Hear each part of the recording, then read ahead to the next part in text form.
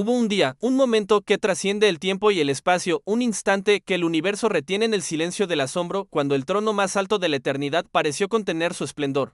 No porque hubiera perdido su autoridad, ni porque el rey hubiera sido depuesto, sino porque el mismo que lo ocupaba, el rey de reyes, el dueño del cosmos, descendió de manera inconcebible para el entendimiento humano.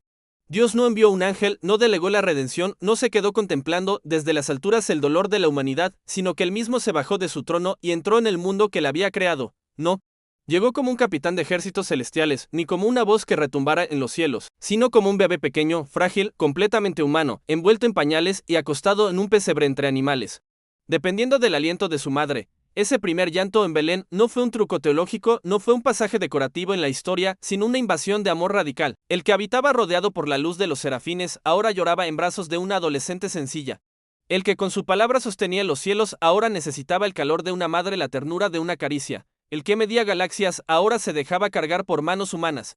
Y el que caminaba sobre las aguas fue envuelto en tela común y dependió del aliento de un carpintero. ¿Qué clase de Dios haría eso? Un Dios que no vino para ser servido, sino para servir. Un Dios que no bajó para imponer su poder, sino para cargar sobre sus hombros el peso del pecado, del desprecio, de la muerte misma. Desde ese primer gemido de recién nacido hasta el último suspiro débil en el Gólgota, cada paso de Jesús fue una decisión consciente de humillarse, de dejar su gloria intocable para abrazar la forma humana y entregarse por amor incomprensible, lo mismo que reinaba con voz majestuosa en el principio. Se humilló hasta el polvo para rescatarnos desde abajo, no desde arriba. La encarnación es, sin duda, el acto más profundo de humildad que jamás se haya manifestado en la historia del universo, un misterio tan grande que habiendo tenido un trono eterno, lo dejó para caminar descalzo entre el polvo y las piedras de Galilea, para mezclarse con los pecadores y los marginados, para escuchar las historias rotas en las tabernas nocturnas y para poseerse de la vida de aquellos que nadie más vio. Ese era Dios en carne humana, un maestro que perdonaba sin advertencias, que tocaba al leproso sin miedo, que sanaba con apenas una palabra, que lloraba frente a la tumba de su amigo, que sintió la traición en el beso y el abandono en el Getsemaní, y que finalmente, cargado con toda la maldad del mundo, se extendió en esa cruz para que la muerte no fuera nuestra eternidad. No necesitaba relámpagos, ni truenos que anunciaran su presencia, ni coronas humanas que rindieran homenaje a su poder. Su gloria estuvo en la entrega callada, en el abrazo vulnerable, en el sacrificio silencioso, en la obediencia letal al propósito divino que redefiniría la historia para siempre, en Jesús.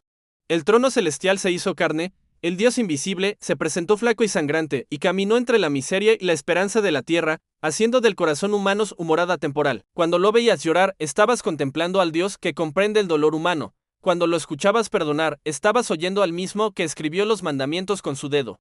Cuando lo veías clavado en maderos, estabas viendo al Rey del universo redimiendo a sus hijos con su propia sangre derramada. Ninguna otra narración contiene una verdad tan profunda, un Dios que se hace hombre, que se deja herir por sus propias criaturas, que se humilla hasta el límite, que elige el dolor en lugar de la majestad, que acepta la sombra para rescatar la luz. Ese día, el cielo no perdió su poder, sino que ganó distribución, se abajó para encontrarse con nuestra humanidad. Ese día, el trono no fue abandonado, sino extendido hacia el corazón de cada ser humano, para ser accesible, para ser nuestra esperanza. Porque el Dios que descendió no es un hecho del pasado. Sigue haciéndolo hoy, bajando a los pozos oscuros del dolor, a las cuevas solitarias del miedo, a los hornos ardientes del sufrimiento, al silencio abrumador de los corazones rotos. No permanece de lejos, sino que entra en tu historia, conoce tus heridas, acaricia tus dudas, sostiene tus lágrimas. Si un día se atrevió a bajar desde su trono eterno y dejó su gloria para habitar entre nosotros, es porque nunca planeó reinar sin ti. Él llamó tu nombre antes de formarte. Tejió tus días con propósito, se anticipó a tus miedos, trazó tu redención en la eternidad. Así que, cuando pienses que estás solo, que tu oración no tiene eco, que la cruz fue solo un capítulo antiguo, recuerda esta verdad: hubo un día en que Dios se bajó de su trono, entró en la historia humana y se entregó por amor universal. Ese día no cambió solo el pasado, cambió la hora y abrió la puerta de lo eterno a tu nombre. Porque el trono de Dios es un trono que ama, que redime, que habita, que baja y que te busca.